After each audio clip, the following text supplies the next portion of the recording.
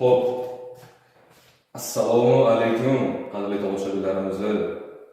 Men sizlarni bugun ko'rib turganimdan juda xursandman. Bugun biz sizlar bilan geometriyani ko'rishni davom etamiz. Xo'p, prognozim bo'yicha menimcha, ya'ni ikkita videodan keyin уже tugatsam bo'ladi geometriyani. Afsuski matematikasiga ulgurmadik, ya'ni matematikani ko'rib chiqishga ulgurmadik. Xuddi shu prinsip bo'yicha, ya'ni keltirib chiqarish, isbot va hokazo qilib matematikani ham olmoqchi edim. Faqat geometriyaga ulguramiz shekilli, u ham xudo xohlasa ulguramiz, ataga bo'lmasam yo'q. Xo'p, kayfiyatlarni tushirmayman. Srazu bo'lmasam boshladi. Xo'p, agar adashmasam, kecha parallelogramni ko'rib berdim sizlarga. Parallelogramdan keyin biz sizlar bilan nima deyman? Trapetsiyani ko'rishimiz kerak bo'ladi.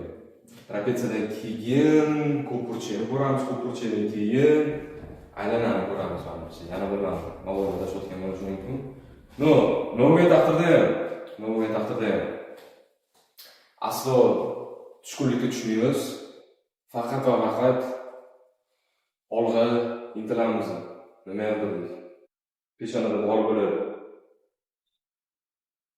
Hay. Tak.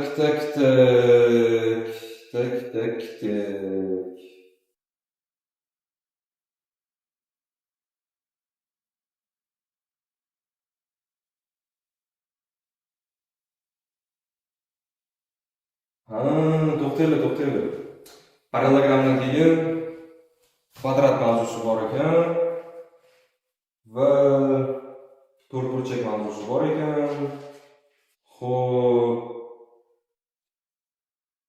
keyin romb, keyin trapetsiya, tushunarli. Demak, nomni sizlarga kvadratni to'rtburchakni ko'rib berishim kerak bo'lar ekan. Xo'p, men sizlarga to'rtburchakni yuzasini topishni formasini keltirib chiqarib berdim. Esinglarda bo'lsa, birinchi videoda men sizlarga keltirib chiqarib berganim to'rtburchakka, sababi bizga to'rtburchakka yuzasini formulasi, uchburchakka yuzasini formulasini keltirib chiqarish uchun kerak edi. O'shanga men uni sirasi ko'rib berganman. Shuning uchun qayerdan kelib chiqqanini tushuntirib o'tirmayapman qaytadan. Okey? Хорошо. Bir-birimizni tushungan bo'lsak, demak davom etamiz. Qaranglar. Tak. Kvadrat.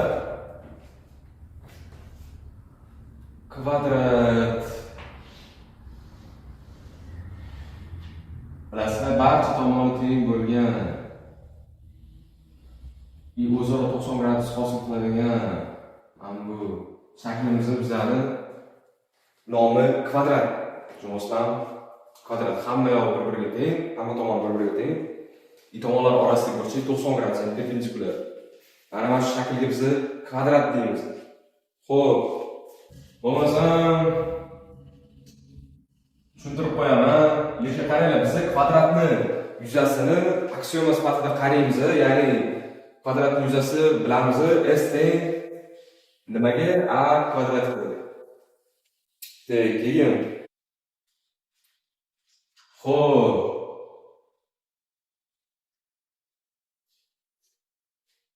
Kvadratning perimetrini topadigan bo'lsangiz, shunchaki 4 ta tomonni qo'shib qo'yadi yoki 4 ko'paytirilgan a degan, agar tomonlar a ga teng bo'lsa. Xo'p, keyin kvadratni diagonalini topadigan bo'lsangiz, qiymati nechiga teng bo'lar ekan? A ildizda 2 ga teng bo'lar ekan. A ildiz ostida 2 ga teng bo'lar ekan. Qaranglar. Diagonal mana bu chiqqan tomonlarning burchaklarini teng 2 ga bo'ladi, tushunasizlarmi? Ya'ni bitta tomon o'zi 90 gradus burchakka ega, o'sha tomondan diagonal chiqarsangiz 45 bo'lib qoladi. Ikkala tarafda ham 45 qilib qo'yadi. Хорошо. Ikkinchi diagonalni ham xuddi shu 45 ga ajratadi. I kvadratning diagonallari o'zaro perpendikulyar kesishadi. Kvadratning diagonallari o'zaro perpendikulyar kesishadi. Ya'ni 90 gradus ostida. Tushunasizlar, buni ham eslab qolaylik. Turib kerak bo'lib qoladi. Xo'p.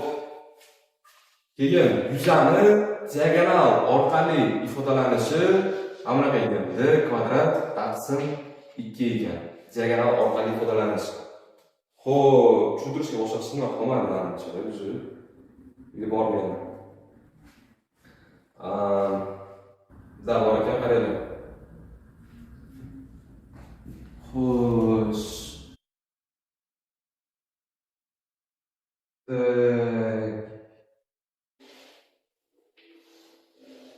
Kichkinaroq chizaman. Mana qaranglar, diagonal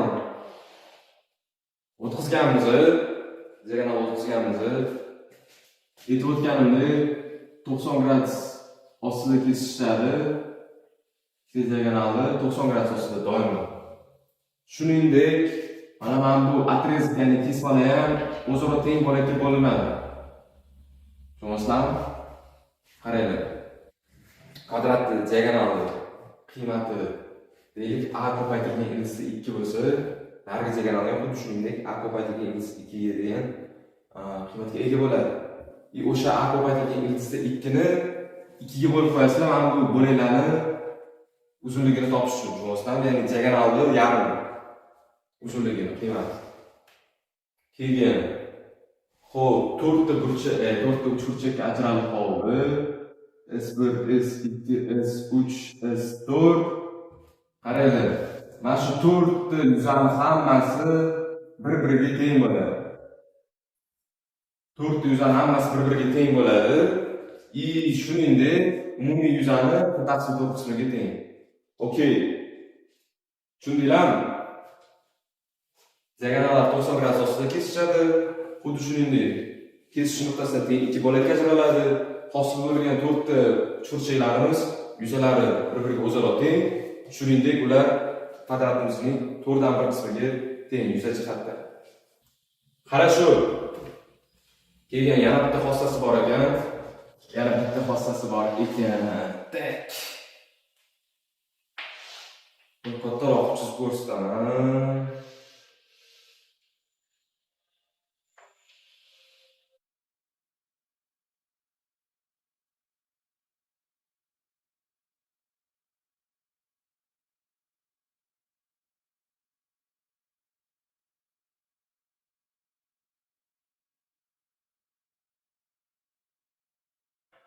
Xo'sh, ixtiyoriy nuqta tanlab oldik kvadrat deyishdan. Kvadrat deyishdan eslab o'taman yana bir marta. Ixtiyoriy nuqta tanlab oldik. Juda ham ixtiyoriy. Prям вообще cho'xi, любой nuqtani tanlab oldik. Tushundinglarmi? Qaranglar. 4 ta yuzi paydo bo'ladi bu yerda ham, ya'ni 4 ta uchburchak. Xo'p. Agar adashmasam, yo parallelogramda yo to'g'ri burchakda tushuntirdim. Bu ularda ham xuddi shunaqa xossa bor edi. Ixtiyoriy nuqta tanlab olasizlar-ku.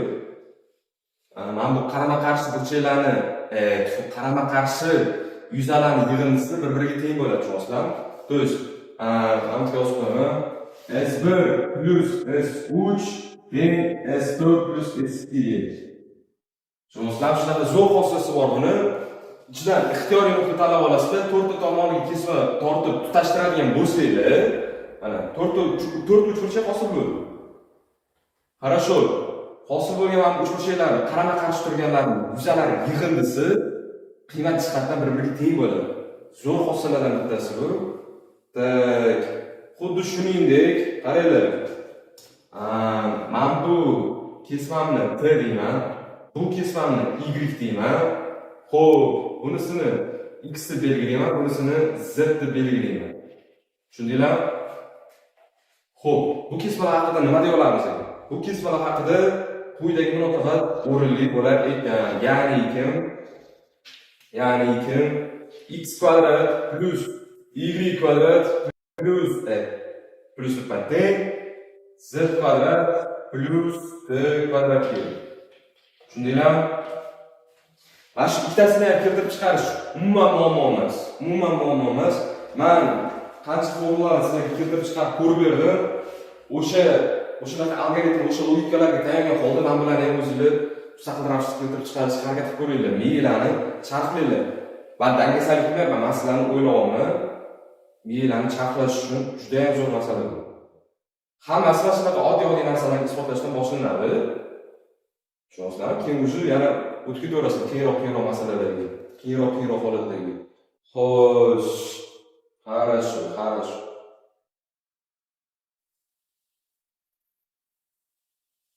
Так, kvadratga oid menimcha qismi qolmadi. Men yana kelib ko'ryapman, nazariyani qarab ko'raman. Agar tugagan bo'lsa kvadrat haqida ma'lumot sekin o'tib ketib bo'ladi.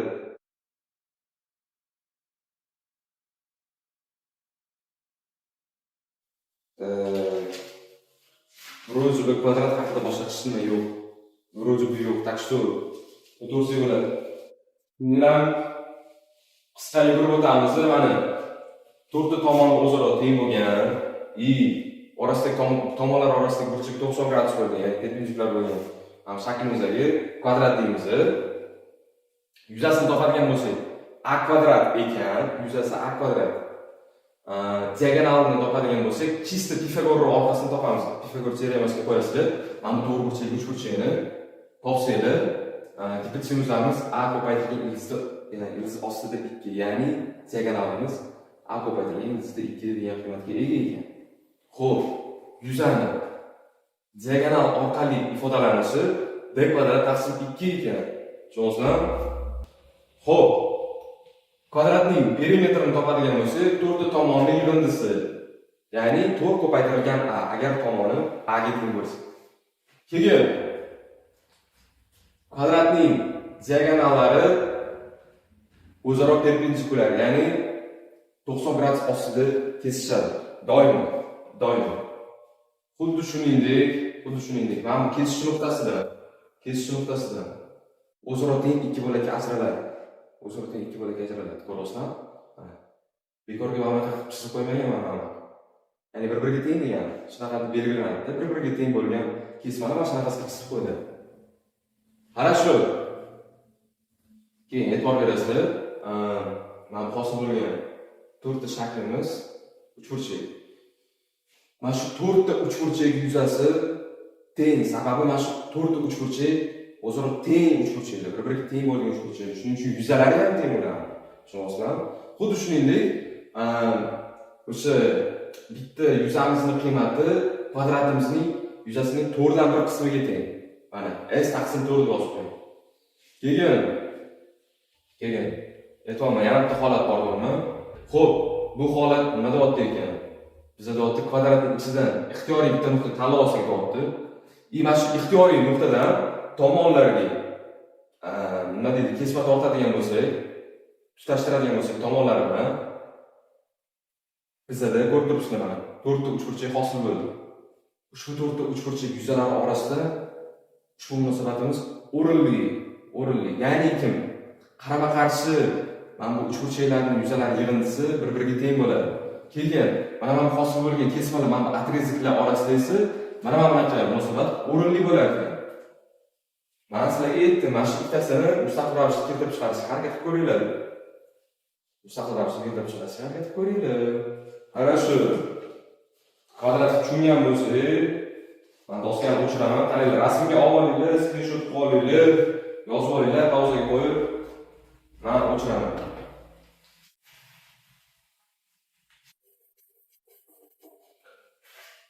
Xo'p, endi to'rtburchak haqida gaplashamiz sizlar. To'rtburchak haqida. Qaranglar.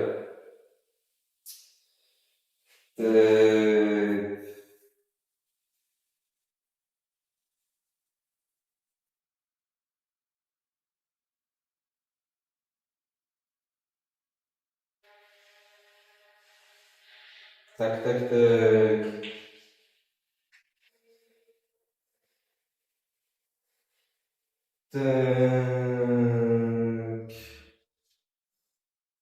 Хорошо.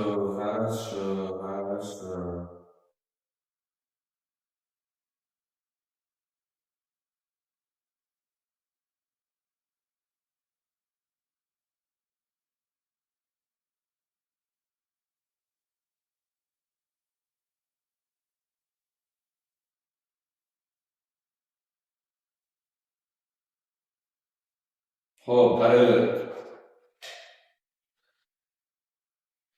Mana bizga bitta tomoni A, bitta tomoni B bo'lgan to'rtburchak berilgan. A imенно to'rtburchak. Xo'p, qaranglar. Perimetrni topish uchun hamma tomon qo'shiladi. Lekin mana bu asosi bilan mana bu tepasi ikkita yon tomon o'zaro teng bo'lgani uchun ikki ko'paytirilgan A plus B ko'rinishida yozib qo'ysak ham bo'ladi perimetr. Ya'ni men nima demoqchiman? Mana bu tegi B bo'lsa, mana bu tomi ham B degan qiymatga teng bo'ladi, to'g'rimi? Mana bu o'ng taraf A bo'lsa, chap tarafi ham A ga teng. Ya'ni shunaqa ma'noda. Хорошо. Yuzani topadigan bo'lsa, shunchaki ikkita tomon ko'paytmasi. Buni nimaga unaqaligini isbotini birinchi videomizda ko'rganmiz. Yana eslatib o'taman, bizga uchburchak yuzasining formulasini keltirib chiqarish uchun avvalo to'rtburchakning yuzasini topishimiz kerak edi. Isbot ko'rilgan. Так что, xo'p, keyin diagonali iltizosida a kvadrat plus b kvadrat qilib topilar ekan. Ya'ni keyin shunchaki Pifagor teoremasiga qo'yasizlar. Mana bu to'g'ri uchburchagimiz Pifagorga qo'ysak d gipotenuza bo'lib qoladi. Qiymati iltizosi a kvadrat plus b kvadrat. Хорошо. Keyin xuddi shuningdek qo'shimcha holatlarga qarab chiqamiz. Tak.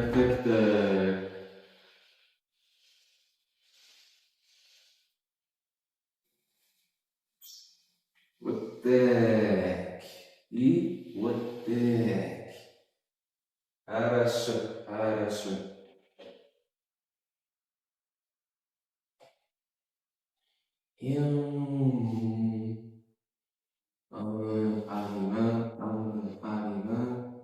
Buni esa B5, buni ham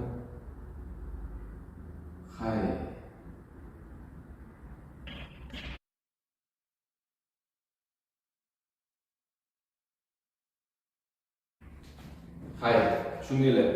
Manimcha shundaylar.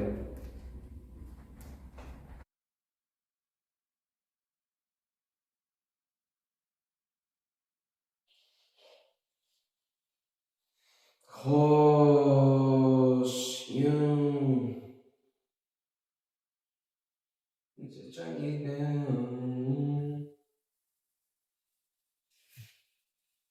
ham bu diagonalda shunda to'g'rimi?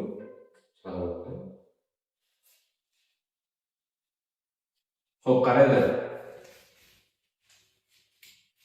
S tenglikdan 1/2 d kvadrat sinus phi.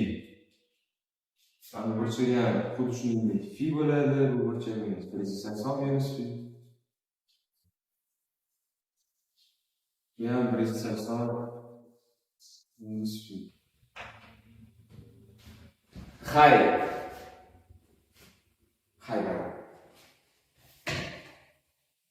Xo'p, bizga mana to'rtburchak berilgan, to'rtburchakni ikkita diagonali o'tkazilgan.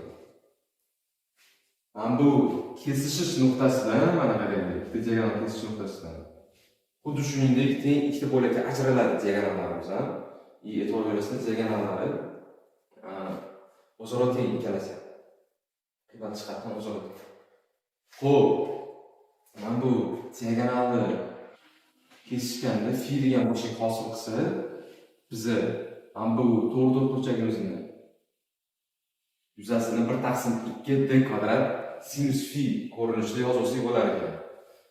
Xo'p, buni nimaga unaqa so'rasanglar, men aytaman.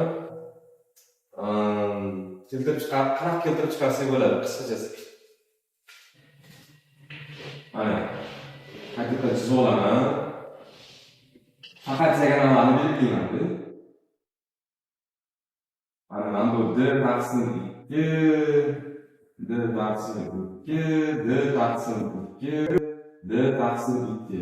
Tushunasizlarmi? Ya'ni kesish nuqtasidan teng ikki bo'lakka bo'lingani uchun hammasi d taqsim 2 degan отрезкlar. Xo'p, mana bu kesish nuqtasi burchak phi bo'lsa, bu xuddi shuningdek phi bo'ladi. Sababi ikkalasi o'zaro vertikal burchaklar. Vertikal burchaklar doimo bir-biriga teng bo'ladi. Keyin qaranglar. Phi bilan mana bu burchagim o'zaro qo'shni burchaklar. Demak, bu burchagimning qiymati 180 minus fi bo'ladi. To'g'rimi? O'zaro qo'shni burchaklar yig'indisi 180 bo'lishi kerak. Ko'rishsiz, mana ikkitasining yig'indisi 180 bo'lishi kerak edi. Shunda bu fi bo'lsa, bu 180 minus fi degan qiymat qabul qiladi. Хорошо. Keyin bu bilan bu burchagimiz xuddi shuningdek o'zaro vertikal bo'lgani uchun buni ham 180 minus fi deb yozaman. Endi qaranglar. 4 ta uchburchak hosil bo'lgan, ko'rib turibsizlar. 4 ta uchburchak hosil bo'lgan. Mana qaranglar. Ikkita tomoni d taqsim 2 i orasi fi gradusli burchak. Xo'p, bunisi esa ikkita tomoni d taqsim 2 dan orasidagi burchak esa 180 minus fi burchakdan. Bunisi bunga teng, mana tepadagi spasga teng. Va hokazo, tushundinglarmi? Qaranglar. Bu uchburchak uchun, bunisi uchun bizani qo'shib qo'yadigan bo'lsak, sразу qo'shib yozadigan bo'lsak, nima bo'ladi sizlarning?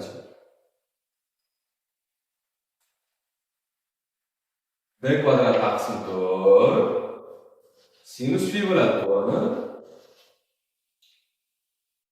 Voy. To'xtanglar. S1, S2 nima? Xo'p, buni xudo. Chiqdi, qaranglar, mana bu S1, mana bu S2, mana bu S3, mana bu S4, tushundinglar?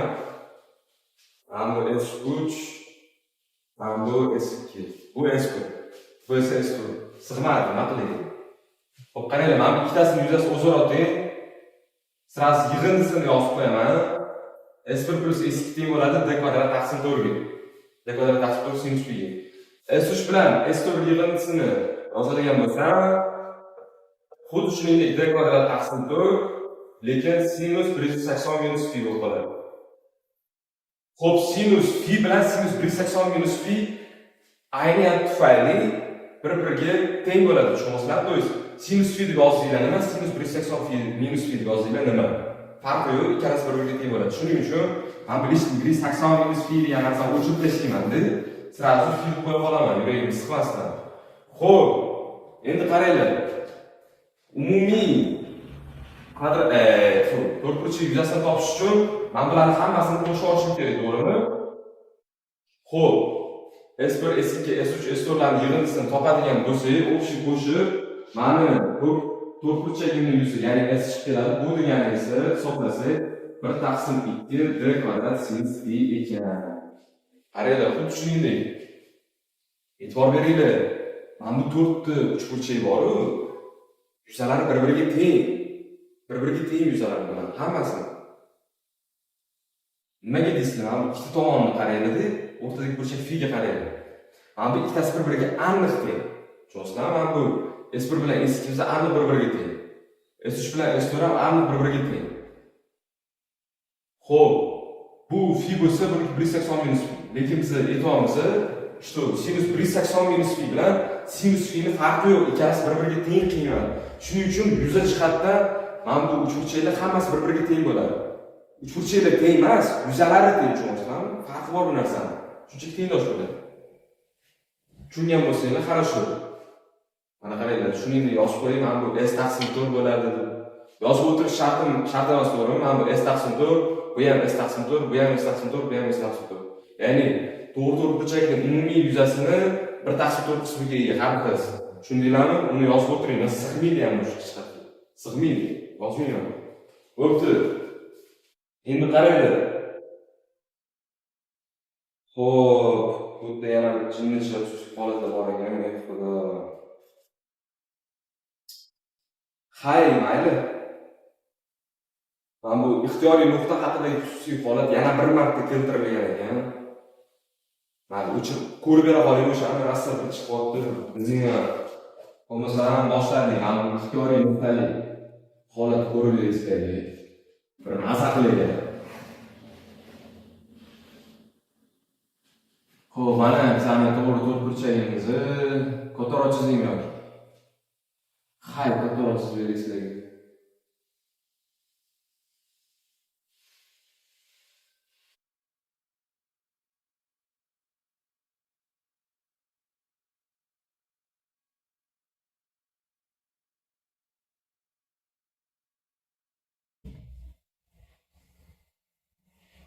Sizlarga katta qilib chizib beraman. ko'ruvchilar uchun, muxlislarim uchun deydi. Men shishlarni ishlayolmayman.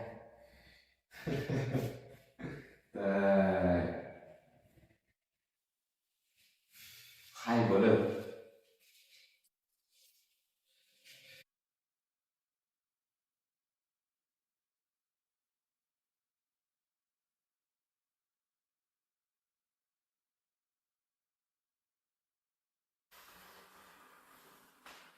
Tak, mana ixtiyoriy nuqta qanaqadir tanlab oldim. Uçlar bilan tutashtirib chiqaman kesmalar. Okey? Хорошо. Mana ixtiyoriy nuqta. Men bu asosda A deb belgilayman, yonini B deb belgilayman. Kerak bo'ladimi yo'qmi bilmayman lekin to'g'risi isbotiga bu narsa kerak bo'ladimi yo'qmi forsani bilmayman. Tasarruflarimiz kerak bo'ladi. Qaranglar, mana buni mana bu o'sha ixtiyoriy nuqtadan B tomonga men perpendikulyar tushiraman, ya'ni balandlik tushiraman. Okey? Uni qanaqadir bir x deb belgilab olamiz. Keyin bu tarafga xuddi shunaqasiga narigi B tomonimizga xuddi shunaqasiga perpendikulyar tushirib olaman. Okey? Buni men y deb belgilayman. Xo'p, mana bu S1, bu S3, mana bu katta uchburchagim S2, mana bu S4, okey? Okey.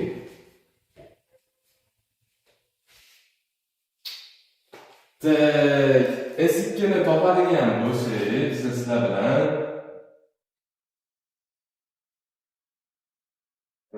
hop.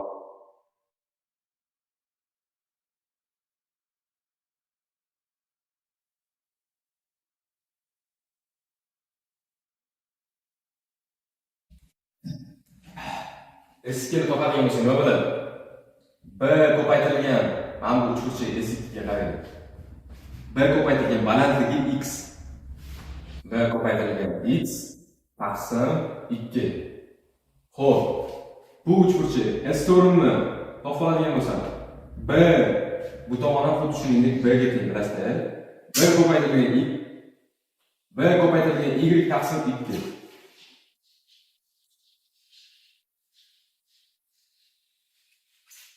Endi qaranglar. S2 bilan S4 qo'shib olsanglar,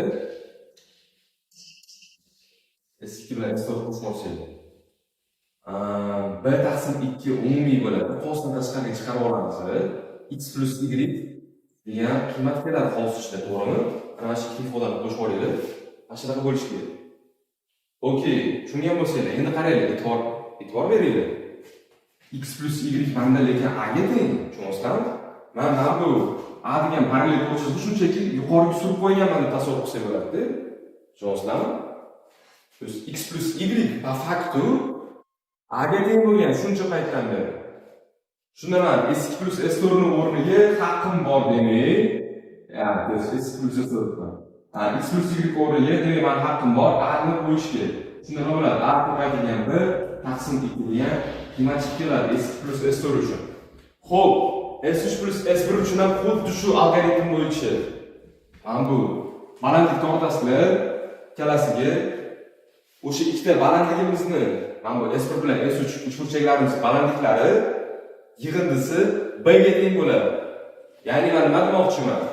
Xuddi mana shu qadamni S1 bilan S3 ga qaytarsanglar, yana bitta quyidagi tenglik chiqib keladi. S1 plus S3 teng bo'ladi AB taqsim 2. Xo'p, bu nima degani? S2 bilan S4 S1 bilan S3 ni yig'indilari bir-biriga o'zaro teng. S2 plus S4 teng bo'lar ekan S1 plus S3 ga. Xo'p, tushundinglarmi? Shuningdek, to'rtburchakni yuzasini yarmiga ham teng ekan. Yozib qo'yamiz buni.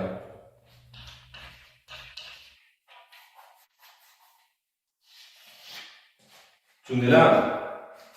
Do'st, to'rtburchakning ichidan ixtiyoriy nuqta O, mana shunaqasiga to'rtta tomonni tutashtiradigan bo'lsanglar, hosil bo'ladigan mana bu to'rtta uchburchaklar orasida doimo mana shunaqa munosabat bo'lar ekan.